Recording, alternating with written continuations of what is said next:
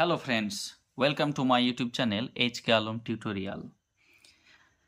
আজকে আমি ক্লাস 5-এর 2 নম্বর পাতায় দেখো অ্যাক্টিভিটি 3 যেটা রয়েছে তার উত্তর আমি করে দেখাবো। তো তার আগে তোমরা যারা আমার চ্যানেলে নতুন তারা অবশ্যই আমার এই চ্যানেলটিকে সাবস্ক্রাইব করে দাও এবং সাবস্ক্রাইবের পাশে যে বেল আইকন আছে সেটিকে ক্লিক করো। তোমাদের জন্য নির্দিষ্ট প্লেলিস্ট রয়েছে, তোমরা নিজেদের ক্লাস অনুযায়ী সেখান থেকে তোমাদের প্রয়োজনীয় বা দরকারি ভিডিও দেখে নিতে পারো। চলো শুরু করা যাক। বলছে দেখো, look at the words and pictures given below.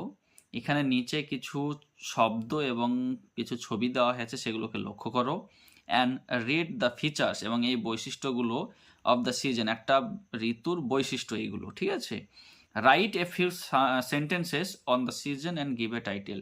সেই ঋতু সম্বন্ধে কিছু বাক্য লেখো এবং তার একটা টাইটেল দাও বা শিরোনাম দাও। দেখো, যদি ভালোভাবে লক্ষ্য করো তাহলে দেখতে পাবে ফুল ফুটেছে, এটা পদ্ম ফুল, পদ্ম ফুলের পাতা।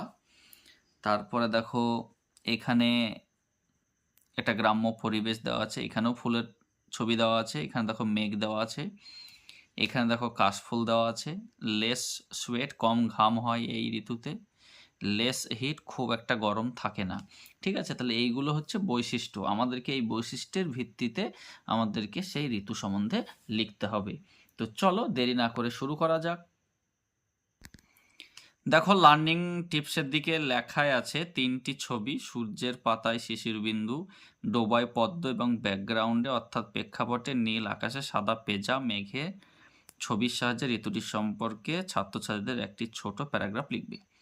আমরা বুঝতেই পারছি এটা কোন ঋতু। দেখো এখানে বলা হয়েছে অটাম সম্বন্ধে, ঠিক আছে, অর্থাৎ শরৎকাল সম্বন্ধে। তো চলো আমরা শুরু করি।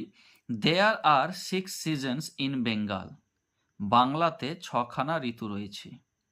And they come and go in a cyclic order. সেগুলো চক্রাকারে একটার পর একটা আসে এবং চলে যায়। অ্যামং দেম, তাদের মধ্যে, I like the autumn most, আমি শরৎকাল সবচেয়ে বেশি পছন্দ করি।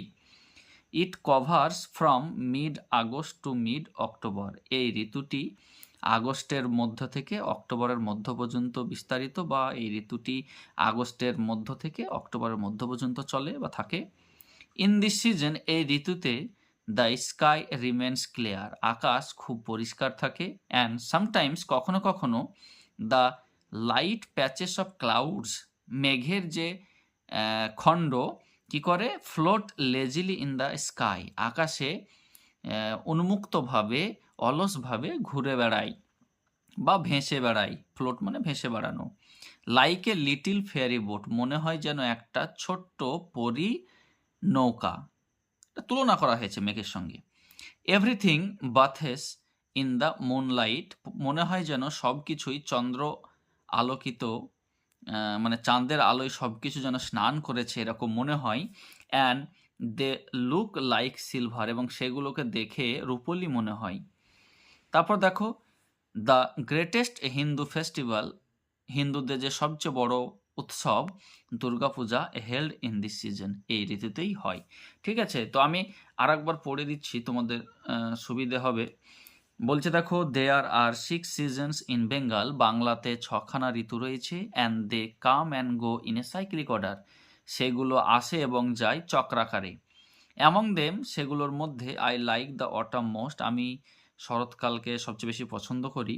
It covers from mid August to mid October, এই ঋতু আগস্ট মাসের মধ্য থেকে অক্টোবরের মধ্য পর্যন্ত বিস্তারিত।